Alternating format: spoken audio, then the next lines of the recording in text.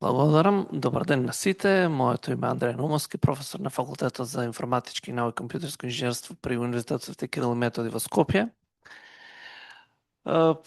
Можда случајно се погоди да навршува 20 на години од како започнав да ги применувам информатичките технологии во менеджирањето на водните ресурси под менторство на мојот ментор кој што пред минатата година замина во пензија.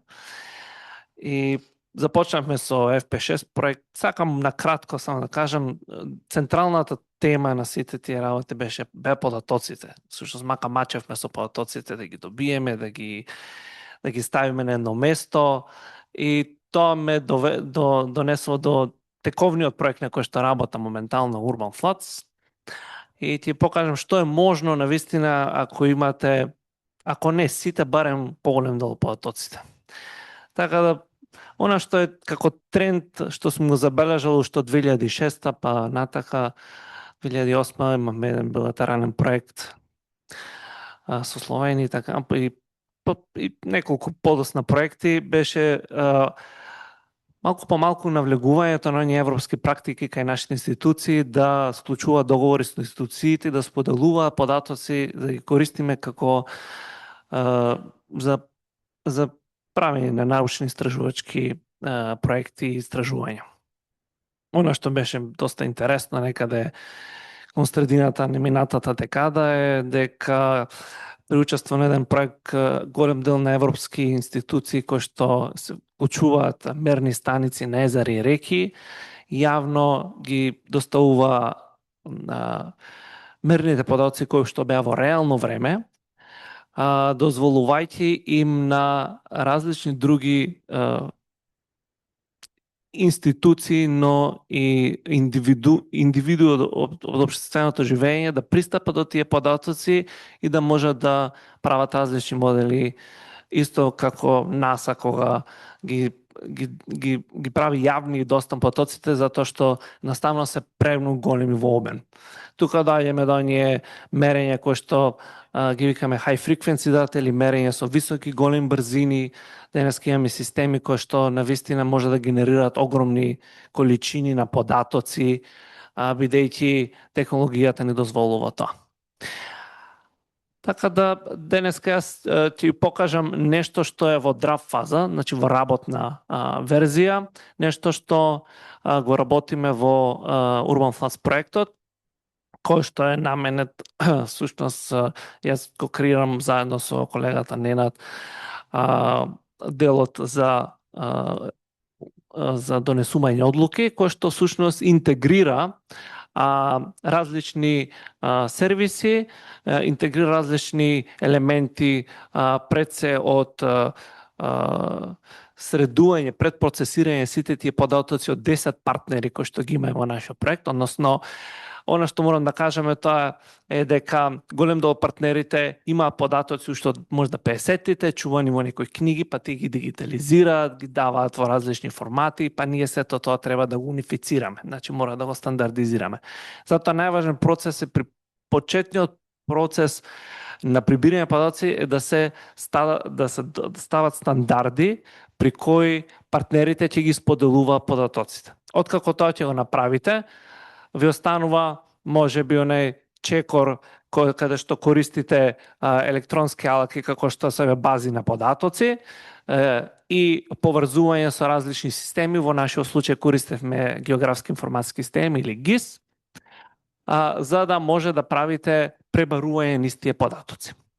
И тука доаѓа таа моќ на ваквите интегрирани системи, донесуваат одлуки врз база на податоци кои што се прибрани во дали историски, а може и да биде во реално време. Голем број на денешните мерни станици овозможуваат API пристапи, каде што во реално време добивате податоци од разни мерења. Значи проектот е фокусиран на 9 пилот станици кои што се во урбани средини, затоа и Urban Floods. Она што како сервиси ќе го нуди и во процес на изработка се нели геосервер, каде што корисниците ќе покажем различни елементи од тоа.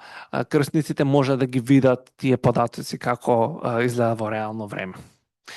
Идејата исто така е и да добиваат различни стейкхолдери или оние корисници на ваквиот систем нотификации за можни поплави во иднина, тоа што всушност се обидуваме да направиме заедно со различни модели кои што се достапни како WRF моделот.